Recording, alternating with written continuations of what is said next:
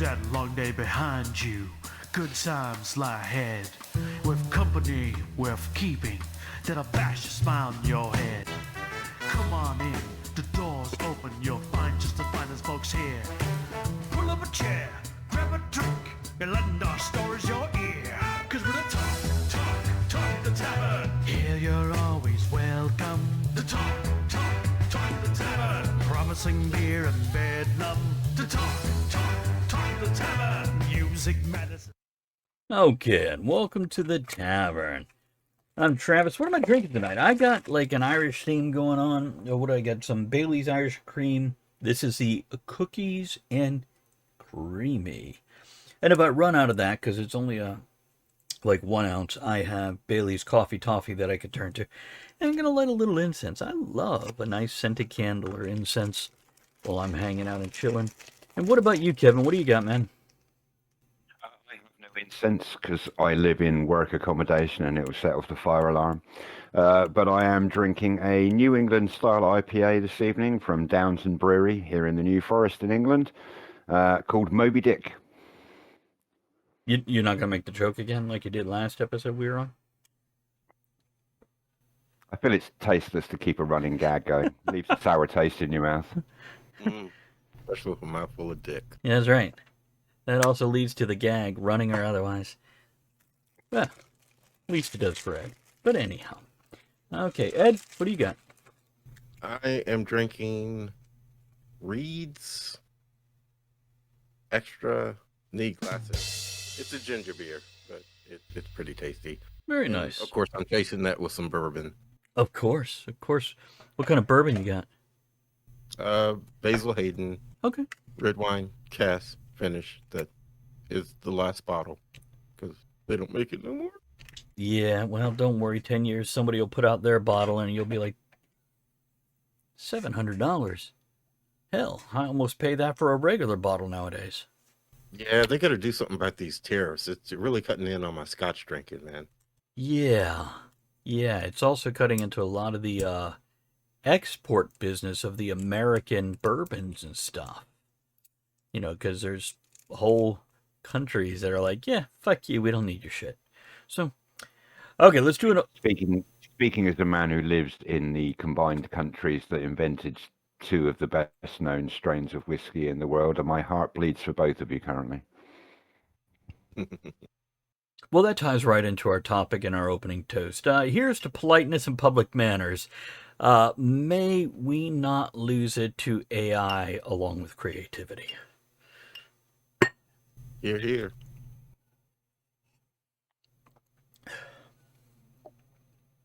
That's okay. It says, I still prefer regular Bailey's Irish Cream. This is the cookies and creamy. Cookies and cream. Okay. It's almost got a little spice to it, almost. Yeah. I gotta My look brain's for that. just picturing something that tastes like an Oreo. Yeah. That's the concept, yeah. Yeah. But it doesn't taste like an Oreo. Imagine pumpkin spice without any of the pumpkin. So it's just got a kind of like that vanilla and spice flavor. Okay. But spice like you would have in a pie, not, with your Indian food. I love I'm not a huge fan of Bailey's. It's one of those drinks that normally gets brought out a lot at Christmas in the UK. Yeah. Unless you're somebody who only likes sweet stuff and it's your go-to, spirit of choice. You know what I mostly like it for, Kevin? Yeah. To not use creamer in my coffee, I will put a little Bailey's and Kahlua in there. Nice. Yeah, and people are like, that's an Irish coffee. I'm like, nah, Irish coffee is a little different. Whiskey. Yeah. You're one spirit away from a B-52 there, Travis. I don't care. Some Grand Marnier. Actually, I have thrown Grand Marnier in there, but I feel like it has to be very light. Otherwise, the orange overpowers everything. It has to be a hint behind it. Double shot glass, equal thirds. Grand Marnier, Kahlua, Bailey's is a float on the top. Okay, no, that'd be okay. I was talking about in the coffee, though. But, yeah, I think in the coffee, equal things. Then again, maybe not. It's only... Anyhow, let's get to the topic. Politeness and public manners. Now, Kevin, you're the Brit. You brought this up because, British are known for their delightful manners, unlike Americans. Manners make us man. By the way, I added some of that soundtrack from The Kingsman to one of my playlists today because that's a great soundtrack. But yeah, it's given you're in hospitality, so this is something that weighs on you often, whereas Ed and I are no longer in hospitality, though I was for a long time. But we still go into public, and we all see horrendously behaved children, and worse, horrendously behaved adults. Mm-hmm. Out in public, and I'm not just talking about Walmart. I mean, that's allowed us to have a lot of laughs along with the frustration. But day to day, just walking down the street, just in the job place where somebody's got their face in a phone and can't even acknowledge that there's other people in the building. So, go, Kevin. The reason I brought this up as a topic is because it's something that I've seen a marked interest in the last few years. Like if we were drawing a graph of shitty public behavior, there's a big uptick recently.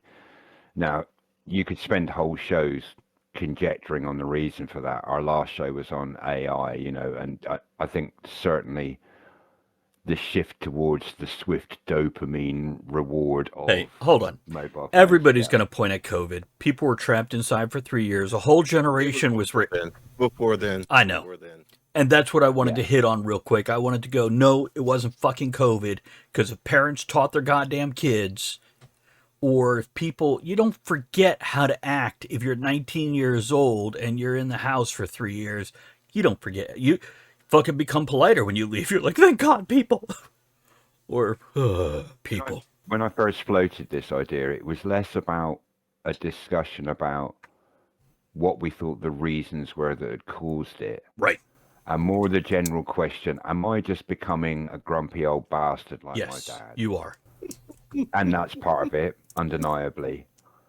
But do we collectively, or is it just my experience every day with it face to face in hospitality, do we collectively feel that when it comes to not just public interaction, not necessarily even interacting with other human beings when you're out of the home in a public environment, but when you're in a public environment itself, whether you're paying attention to other people around you or not, that there has been a marked uptrend in just shitty, disrespectful, impolite behavior from people in public? Ed, you want to expand on that? Mm-hmm. Absolutely. Well, you and I, we met at working at Department of Motor Vehicles, and there's a sitcom called DMV out now. I know. I got to check it out. Somebody was telling me about that the other day. I have to check it out. I watched the first episode. I have to watch more. But go on. Sorry. Okay. But and when Kevin floated the idea, he said children in particular, and it shot me right back to DMVs because I was a security officer working at DMVs, and people would bring their kids in, and they would terrorize the damn office, just running around screaming, and I'm standing there. People were like, you need to do something about this. So I walk out on the floor, point down at the kid and says, who does this belong to? Now I wanted to say, who the fuck does this belong to? And I heard so many people say, oh, it's just a kid. No, make it fucking behave. I grew up in a generation where kids were supposed to be seen, not heard. How did we lose that? Where did we lose that? Why did we lose that? Here's what I'll say. I don't believe 100% in seen and not heard. I 100% believe in time and place. There's appropriate behavior for different places. And if you're going out to eat, you don't need a kid running wild or being loud or everybody on their phone at the table, including the 4-year-old.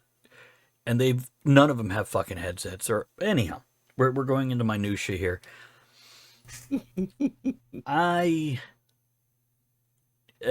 always bang the drum that everything we see now, we've seen before. Every generation complains about it.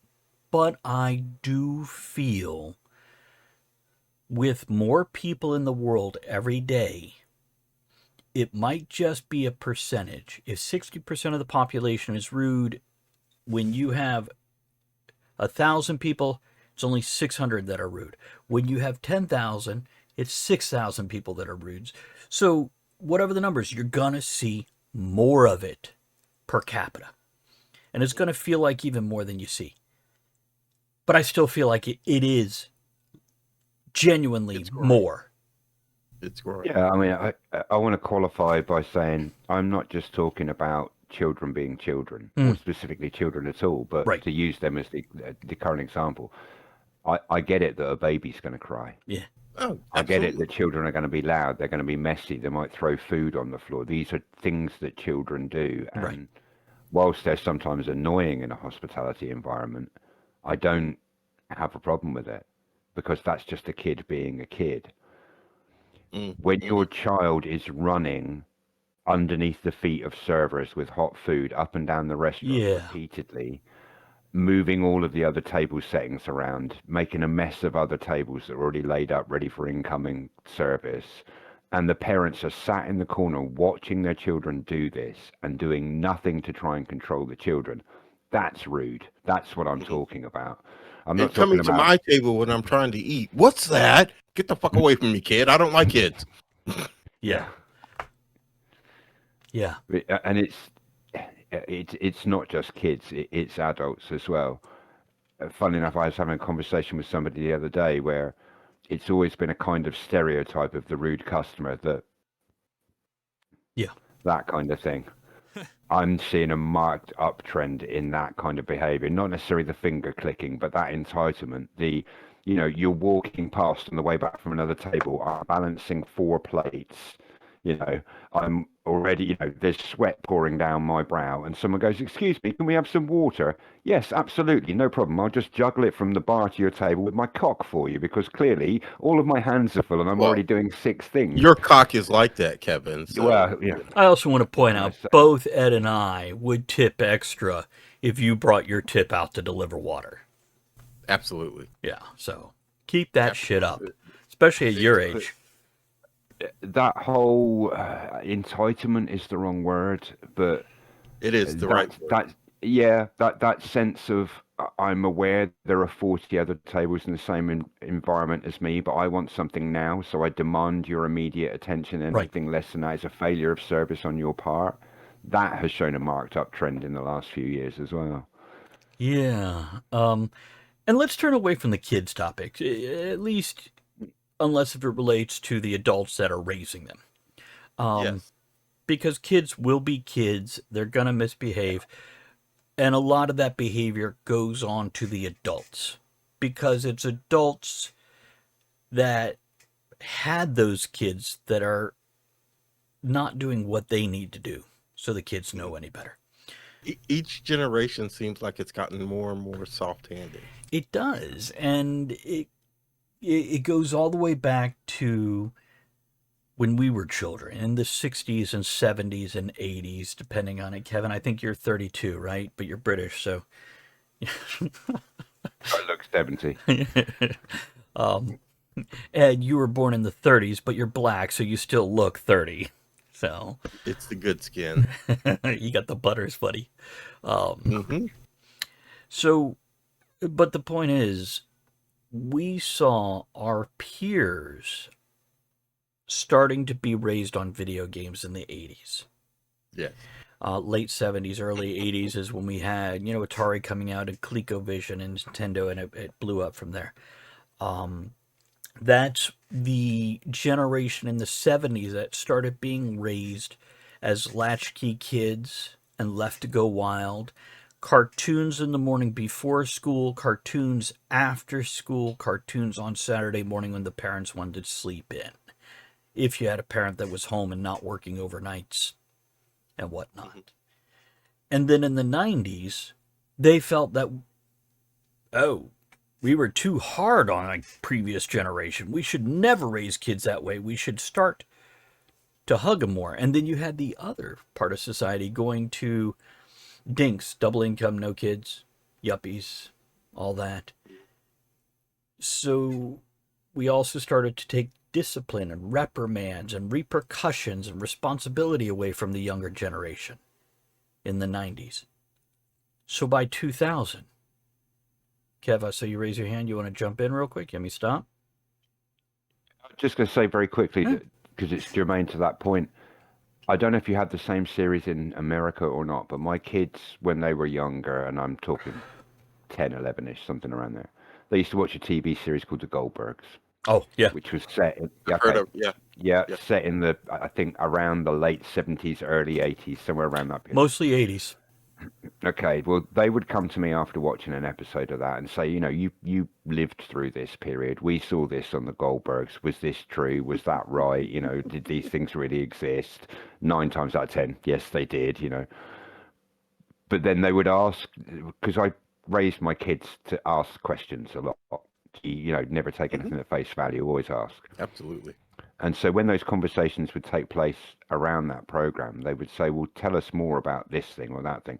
And one of the things I said that shocked them the most was when I was a kid, if I was downtown a mile away from my house and I acted up, any random passerby, people who had never met me before, didn't know my family, didn't know who I was, they would come up, clip you around the ear and tell you to sort your shit out. Mm-hmm. And they were like, what, strangers would come and hit you? Yeah, they would. They're like, but why weren't they getting arrested for assault? I was like, because we weren't a soft bunch of arseholes like we are now. That's why. And it makes a very good point that ties into what you were saying. I do think that for whatever reason, generationally, in the last few generations, much more than ever did for hundreds of years of history prior to that, we have become slacker and slacker in terms of applying discipline as parents. Mm-hmm. No. Raising kids is hard. Here's where I'll disagree, Kevin. Yeah. In general, I agree with everything you said. What I'm disagreeing with, I bet you we've hit this cycle before.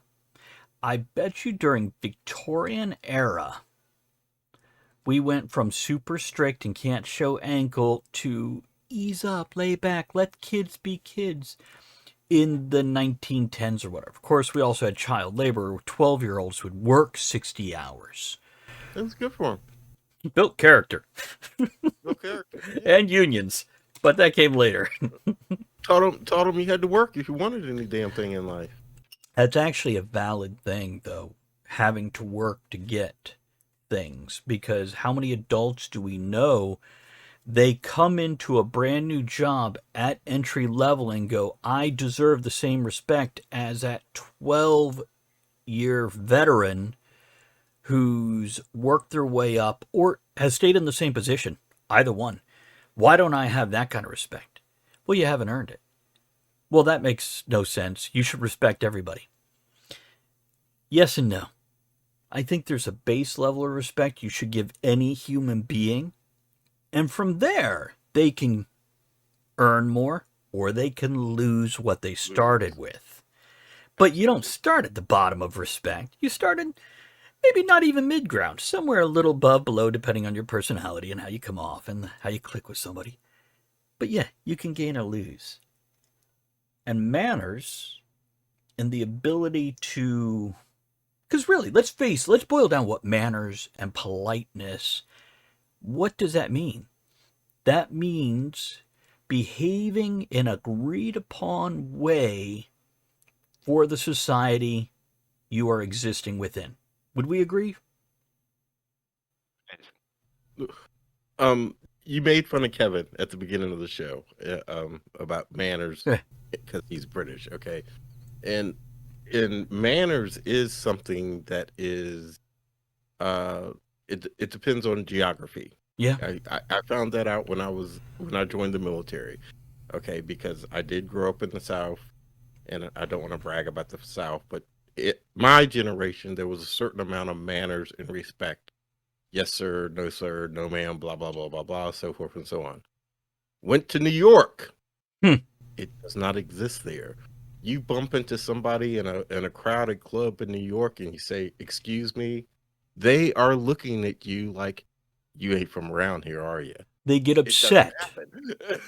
They actually get upset because that's not the expected social response. Right. And I had a guy with me from New York explaining that to me. We don't do that here, man. We just bump into somebody and we fucking go on, okay? Yeah. You might turn around and look, but it doesn't mean it's a neutral interaction that doesn't need any further interaction. You Right, don't need to right. apologize, and you don't need to get fucking uppity and bitchy about it either. You just be like, oh, bumped. Okay, there's nothing to worry about. Move on. And that was something when I lived in New York. A lot of people are like, you got to quit making eye contact and speaking to people when they walk Yeah, past that's you, what and he told me. you're going to Yeah. get fucking Don't speak knifed. to each other. Yeah, they're gonna knife you. They're gonna. Yeah. What's wrong with you? What are you speaking to me for, man? Right. But then again, I've also walked through some very bad neighborhoods with that same type of thing, and because I am looking everywhere, nobody's bothering me. So it's a delicate balance. You got to know where you are. You got to know your audience of what crappy neighborhood you're walking through. Kev. Okay, Kev. I think there's another part to what you were saying, talking about the definition of what is manners. Yeah. Part of it is what we've already covered, which is just a sort of, if you like, a baseline of common respect towards other human beings until you know them well enough to decide whether that respect level should move up or down. But the other side of it is acknowledgement of the fact that there are consequences for not following those rules. Yeah. Right. And that's something we've lost, the consequences. Besides Yeah, getting and your that- ass beat if this is what you're I in a was gonna bad say. neighborhood. This is a bigger factor these days, I think. Not so much that people don't understand what respect or manners are, it's they're not applying them because we've lost a lot of the consequence for being rude. And there's pros and Yeah, cons to that. But go on. when I was a kid, if you had a problem with someone, you went and told them to your face, full in the knowledge that the reaction might be that you get punched in yours. Right.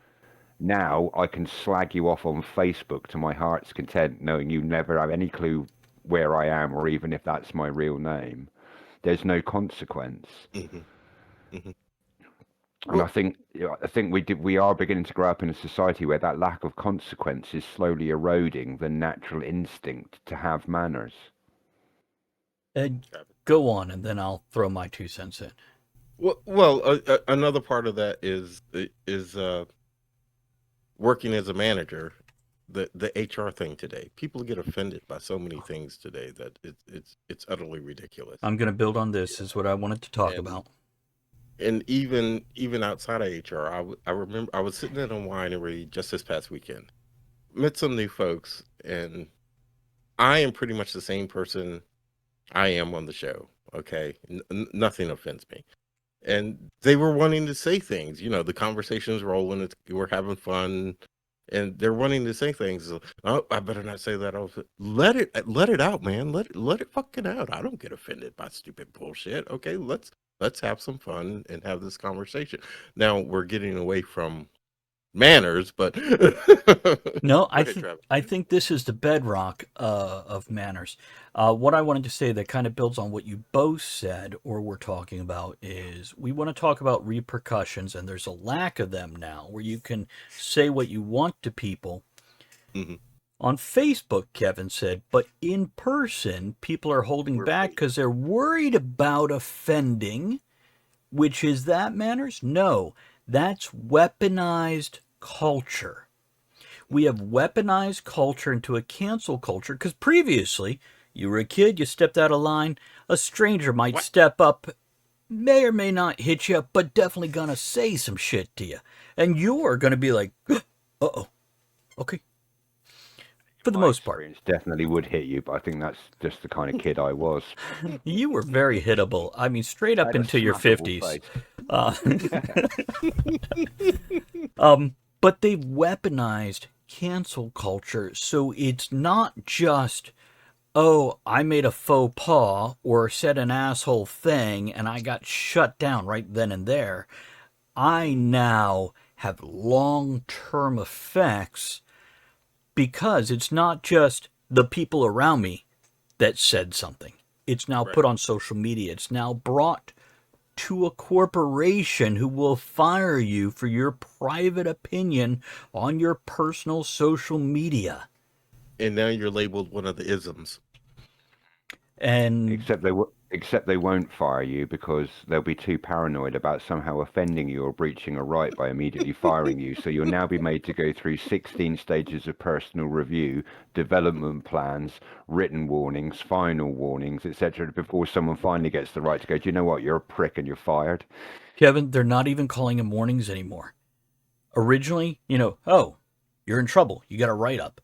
Then you had coaching. I feel like something came between write up and coaching. Progressive discipline, yes. Right. And now Coach them first. now they're not even calling it coaching. They're calling it feedback. And then suddenly you're fired and you're like, what? Oh, well, we told you 3 times.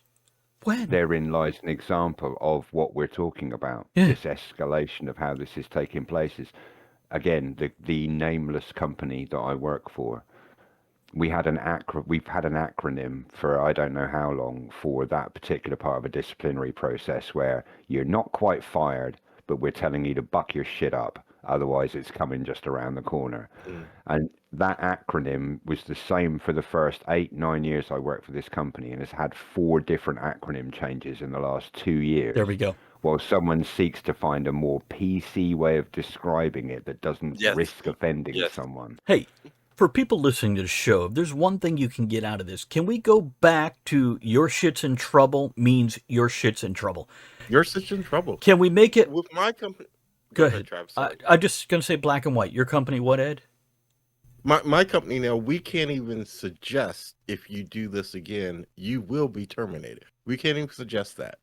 Okay? We just have to say, you did this time and you messed up. We can't even say, next time you do this, you're going to be fired. We can't do that. We're not allowed to. So what I'm hearing, I'm grunt boots on the ground dumbass, and I want to see it go back to, I need to know if I'm in trouble and about to get fired. Ed, you're management, and you're saying people need to know if they're in trouble and they're going to get fired. Yeah. So can we go back to calling a spade, and if your ass is doing something wrong, be able to... You calling a spade?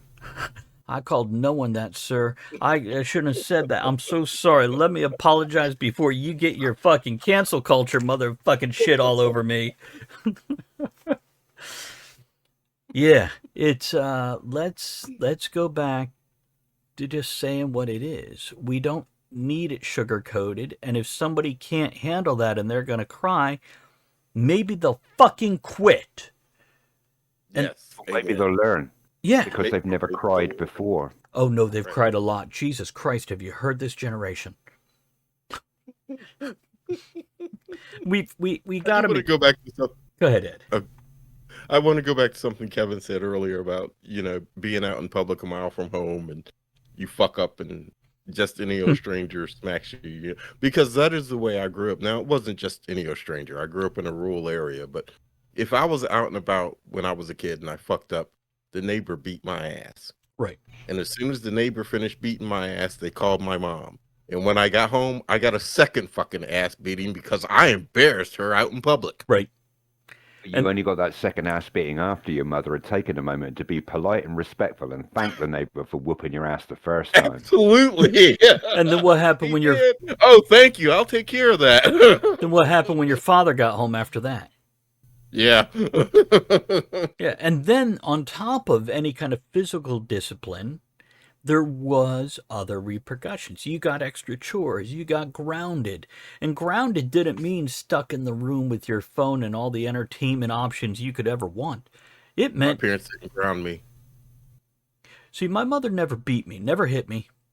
But you would be stuck on your goddamn bed with... And... Parents back in the day, they figured out what you liked and they took away what you liked. So like my brother would be allowed to have books because he didn't read. For me, not having a television never bothered me if I had a good book. So I'd lose the goddamn books. And that's what I was going to say. My dad was so avid about reading and learning, they didn't ground me because if they sent me to my room, that's what I was going to do. Just right. Lay on my bed and read. And be okay. So they didn't ground me because... Right. Yeah, it's, but that's, and of course, my discipline, because that's something else I noticed as I was raising my kids. My ex-wife now, she would escalate stuff. You're grounded for a week. Well, it's a bit much to start with. You sure you want to put the bid that? Oh, you talk back to me? It's a month now. And I'm like, whoa, wait a minute. You're not just punishing the kid here. Oh, you want to slam your door and yell shit? 3 months. And I'm like, you need to dial this back. Yeah. Because otherwise, you've got to go back on what you said. And now you're just blowing shit out of proportion. You can't do that. Matter of fact, And also, it stops becoming a deterrent at that point and Yeah. starts becoming a secondary cause for resentment. it's a lifestyle that you hate. Yeah. Yeah. But yeah, it's so repercussions, knowing how to deliver repercussions for bad behavior is a fucking art form. And sometimes a simple swat. I don't know if you guys ever you ever get hit by one of your parents when you were 13 or older? Yeah. And it didn't hurt, but you fucking cried. Right. Yeah. Because it hurt your feelings. Like bad. It hurt. It hurt. Right. So my mom was hitting me with her cane when I was 40 years old. but you were laughing that I watched you. Yeah. I was like, Mom, why'd you do that? Oh, something you did that I didn't catch you with when you were a kid. That's right. But yeah, you've got to know how to deliver the punishment, and that goes not just for parents and children, but employers and employees, or school teachers and students. There's no self-control and self-discipline because there's no discipline and repercussions. No longer. Why do you have to respect anybody when you're their equal and you're 20, 30 years younger than them? And I'm not even talking in the workplace, because I can have a 25-year-old boss and I'm good. You're the boss. They hired you, whatever. Ed? Is our society today, and I know we talked about getting softer, but is our society today, especially with I don't really know what to call it, the changes in acceptance and so forth and so on, is that part of the cause of the loss in mannerisms? And I think I've spoke about this on air before, and I'm going to share this story again. I was at work on a contract, had a little meeting powwow out in the parking lot, and as it broke up, I said, "Thank you, ma'am," to the person that was speaking to us. Didn't mean any damn offense. Okay. 30 minutes later, the client's calling me. I'm hoofing down to their office. When you had that meeting in the parking lot and it broke up, you said, "Thank you, ma'am. We don't do that here." Me, we don't say thank you. He's like, "No, we don't use pronouns." And I was like, if I don't say thank you, ma'am, my mother's going to come back and beat my black ass. We don't say black either.